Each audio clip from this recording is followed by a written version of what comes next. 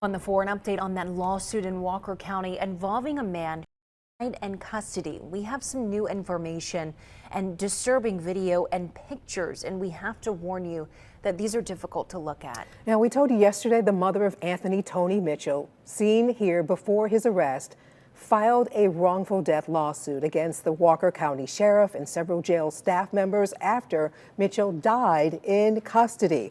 Some people, including friends, held a protest outside the jail this morning. Our Tristan Rupert is live now to give us an update.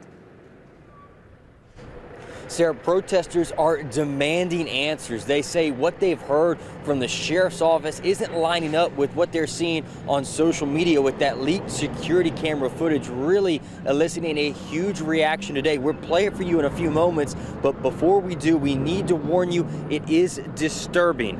Mitchell's lawyers released this video to us just this afternoon. It shows Mitchell being taken from the jail to a Walker County Sheriff's Office vehicle for transportation to the hospital. But this supposedly comes after hours of neglect and the accusation that Mitchell was placed inside the jail's kitchen's walk-in freezer as punishment for giving the deputies trouble or for firing on them in the first place. Now, I spoke with one of the protesters here today who knew Mitchell from school, and he stressed that no one should be treated like this and the community deserves answers. I grew up with him, and it hits a lot closer when, instead of just seeing another name on the news, and just the way it happened too, it was almost barbaric. How does, in America in 2023, how does a prisoner, or not even a prisoner, a jailee, die of hypothermia? Now, we reached back out to the Walker County Sheriff's Office for comment. We didn't hear anything yesterday. They declined to comment and actually referred all questioning to the Alabama Law Enforcement Agency. The last few months, Tony had especially been having a hard time. He was struggling with addiction. Up until late 2022, Tony lived in a house with his father in Carbon Hill, located in Alabama. His father passed away in late 2022. And after that, Tony continued to live alone in the home. His mother, Margaret, paid his utility bills. She would drop off food for him after his father passed away. Now, Tony ultimately became isolated and he lost a drastic amount of weight. That brings us to January the 12th, 2023. Tony showed up at his cousin Steve's house. He wasn't wearing any shoes, but he had on socks. He was not looking well. Steve actually barely recognized him because in the following 3 months, Tony had lost a good 100 pounds. Normally, he weighed about 245 pounds. And Tony proceeded to tell Steve that he had a secret he wanted to tell him. He told Steve that he had had a baby brother that had been born stillborn. And that was true. The baby had been born stillborn.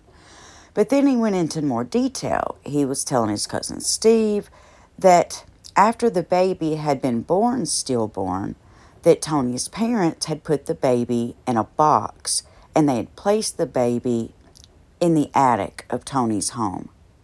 Steve thought that Tony must be experiencing delusions and he was concerned for his mental health and did not want Tony to be alone in that state of mind. So he agreed to follow Tony back to his home with Steve's adult son under the guise of helping him find this box. Once they get back to Tony's, Steve and his adult son went into the attic and they tried to show Tony that nothing was there. Tony insisted that the box with the stillborn remains was hidden in an exterior wall that he needed to tear out, and Tony also believed that there were 2 portals in the house. One which led to heaven, and that's the one he wanted to place his baby brother in, and the other which led to hell.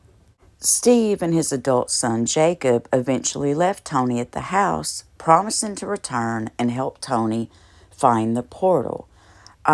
Steve knew at that point that Tony needed help and that he was not equipped to give him the help that he needed. So he called the Walker County Sheriff's Office. He didn't get an answer. And sensing no other choice, he decided to call 911. Steve asked the 911 operator if they could send someone to check on Tony. He explained how Tony was having delusions and had been talking about 2 portals in his home. And he explained that Tony was in an extremely degraded condition. Dispatch asked if an ambulance was needed. Steve thought it would be a good idea. And when sheriff's officers arrived at Tony's house on Lost Creek Road, they encountered Tony in the same delusional state that Steve had witnessed earlier in the day.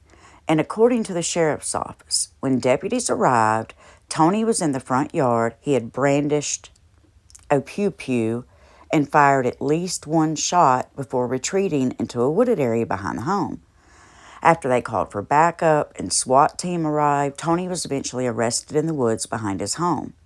A picture posted on Facebook, which I have included, shows Tony's face covered in black spray paint.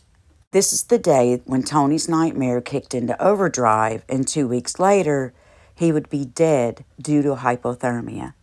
How does this even happen?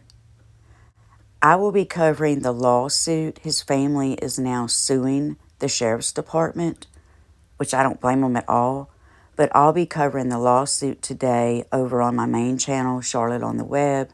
So if you're interested, please give it a watch.